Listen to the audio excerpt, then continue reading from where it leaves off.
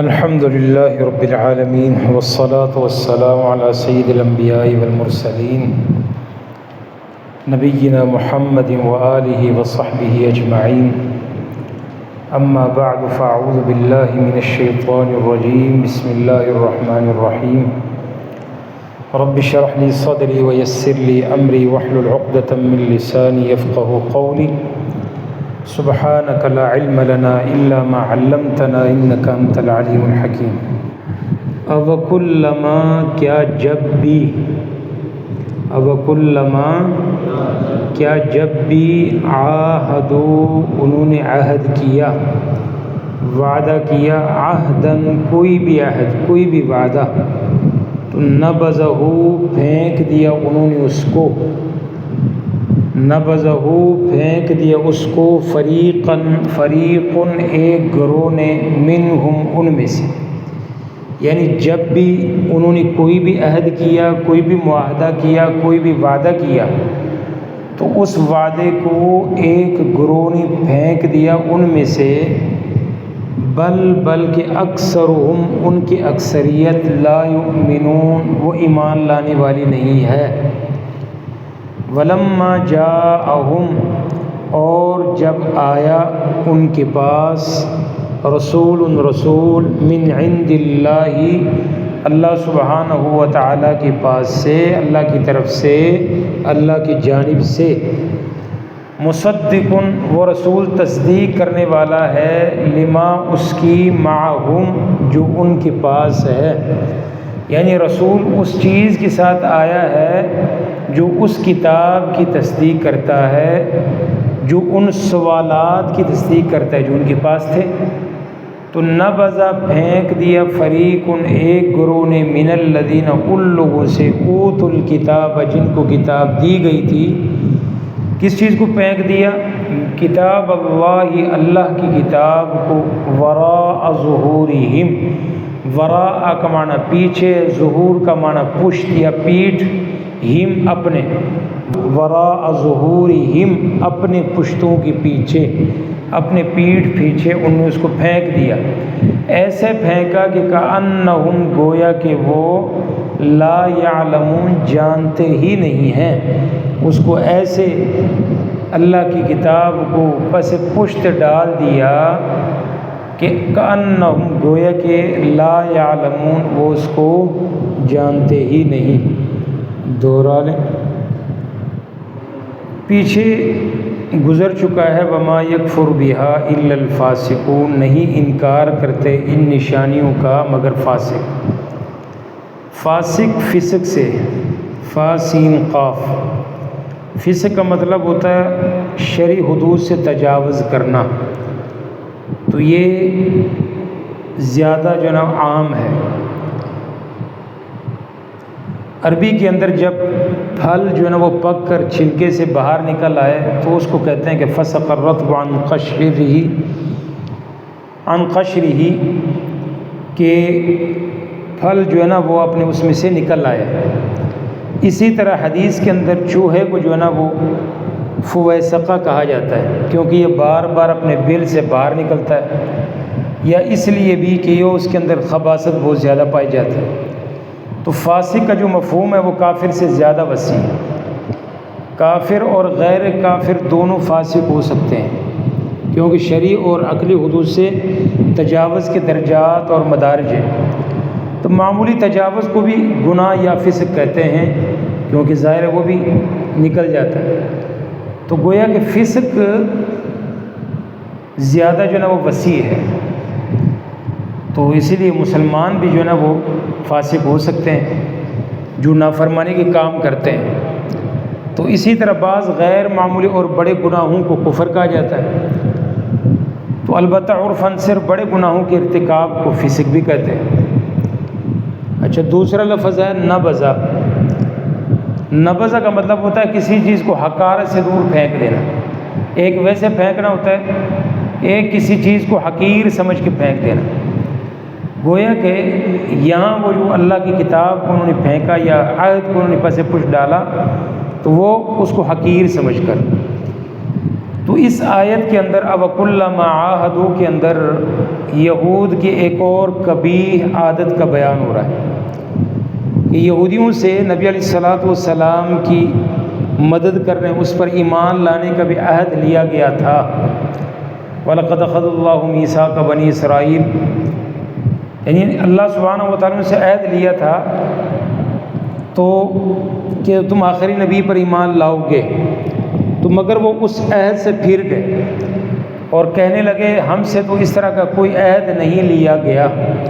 تو اس آیت میں اللہ سبحانہ و تعالیٰ نبی کریم صلی اللہ علیہ وسلم کو تشفی دے رہے ہیں، تسلی دے رہے ہیں۔ دیکھو ان کو تو عادت ہے عہد شکنی، ان کی جو ہے نا پرانا ان کا شیوہ ہے، پرانی عادت ہے، اور تو آپ جو ہے نا وہ ان کی جو ہے نا عہد شکنی سے غمزدہ نہ ہوں۔ ان کی تو عادت ہے جب بھی ان سے کوئی عہد لیا گیا تو ان میں سے ایک گروہ نے سے پش ڈال دیا، اور بلکہ بہت سے لوگ تو ان میں تورات سے جو ہے نا وہ سر صحیح ایمان ہی نہیں رکھتے تھے۔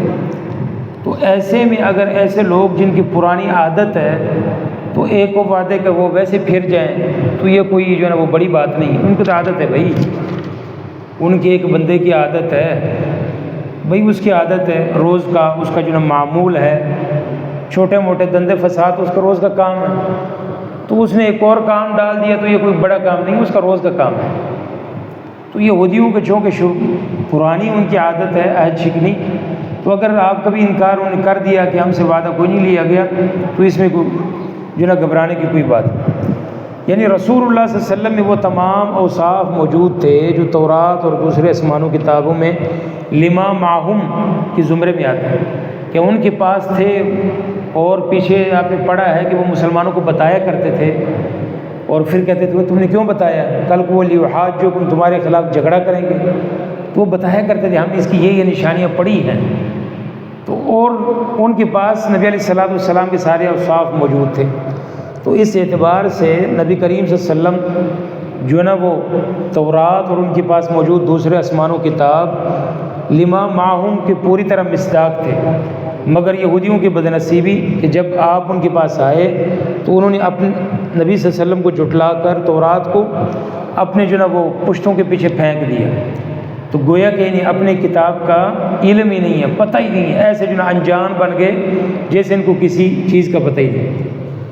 تو اسی طرح قرآن مجید کی متعدد آیات میں یہود و نصارہ کو من حیث القوم کتاب دی گئی، اور نبی علیہ الصلوۃ والسلام کے زمانے میں بھی تورات اور انجیل کا اگرچہ کامل نسخہ موجود نہیں تھا لیکن کچھ حصہ ان کے پاس موجود تھا، جس کا ذکر آل عمران میں آئے گا، اگرچہ وہ تحریف شدہ تھا، جس طرح اللہ سبحانہ و تعالیٰ نے فرمایا کہ الم تر الی الذین اوتوا نصیبا من الکتاب، کہ آپ نے دیکھا نہیں ان لوگوں کو جن کو کتاب کا ایک حصہ دیا گیا۔ تو حصے سے مراد تورات اور انجیل ہے، کیونکہ علماء یہود و نصارہ اس میں ان کے پاس ان کا کچھ نہ کچھ علم موجود تھا، باقی تحریف ہو چکا تھا۔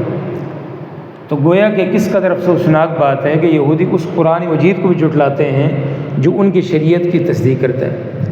تو اسی چیز کا اللہ سبحانہ و تعالیٰ یہاں ذکر فرما رہے ہیں، اوَكُلَّمَا کیا جب بھی عَاهَدُوا انہوں نے عہد کیا، عہدن کوئی بھی عہد، تو جب بھی ان سے وعدہ لیا گیا نَبَذَهُ انہوں نے اس عہد کو پھینک دیا، پس پش ڈال دیا، حقیر سمجھ کر، بھائی اس کو انہوں نے کچھ سمجھا ہی نہیں ہے۔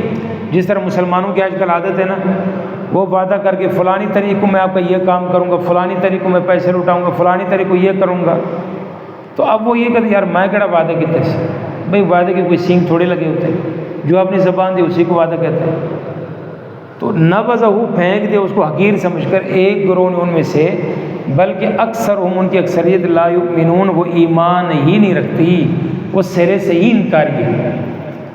وَلَمَّا جَاءَهُمْ جب آئے ان کے پاس رسول من عند اللہ اللہ کے پاس سے، مصدقن وہ تصدیق کرنے والا تھا، لما اس کی معہم جو ان کے پاس ہے، یعنی وہ جو انہوں نے نشانیاں پڑھی تھی وہ نشانیاں پوری اوصاف جو انہوں نے پڑھے تھے وہ اس نبی میں پائی جاتی تھی، تو انہوں نے کیا کر دیا، نبذ پھینک دیا، فریق ایک گروہ من الذین ان لوگوں سے اوتوا الکتاب جن کو کتاب دی گئی، کتاب اللہ اللہ کی کتاب کو وراء ظہورہم اپنے پشتوں کے پیچھے، یعنی بالکل اسی طرح جس طرح آپ یا کافی عرصے بعد کوئی آپ کو ملے نا تو آپ اس کو کہتے ہیں کانڈی کر گئے یا ان تو ملنا ہی کو نہیں. مطلب کیا ہوتا ہے بھائی پیچھے مڑ کر اس نے دیکھا ہی نہیں، پوچھا ہی نہیں. وراء ظہورہم کا مطلب یہ ہے کہ انہوں نے اس کو پس پشت ڈال دیا، ویکھے ہی نہیں. بھائی پیچھے مڑ کو اس چیز کو دیکھیں گے جس کی کوئی اہمیت ہوگی، اور جس کی اہمیت ہو بندہ موڑ موڑ کے دیکھتا ہے، لیکن جس کی اہمیت ہی نہ ہو اس کے بندہ دھیان ہی نہیں کرتا. اور دیکھا بھی ہو تو ایسے ہوگا جی میں ویکھے ہی نہیں. ماڑا بندہ ہوئے تو اس کو ایسے ہی مطلب بنا کے جائے گا کہ جیسے گویا کہ اس کو نظر آیا ہی نہیں، حالانکہ نظر تو آئے. تو یہ مطلب ہے کہ اللہ کی کتاب کو نہیں پس پشت ڈال دیا. مطلب بالکل ایسے جیسے ہم قرآن مجید کے ساتھ کرتے ہیں. بھائی رمضان میں پڑھنا ہے، کبھی پڑھا تو ایک بار ہم نے ختم کرنا ہے، اس کے بعد پورے سال کی کوئی روٹین ہے ہی نہیں. بھائی کوئی قرآن مجید کو آپ کوئی ٹائم دیں، حالانکہ قرآن مجید کے صرف آپ 5 منٹ آپ بیٹھ کے ایک صفحہ پڑھیں، اور ایک صفحہ جو آپ 5 منٹ میں پڑھتے ہیں اور ایک صفحے کو موبائل لے کے کیلکولیٹر میں ہر حرف پر ضرب دیتے جائیں 10، آپ کا کیلکولیٹر خراب ہو جائے گا. ایک صفحے کی آپ نیکیاں نہیں گن سکتے. تو اس آدمی کا کیا عالم ہوگا جس کا زیادہ حصہ زیادہ عرصہ قرآن کے تعلق میں جڑا ہو.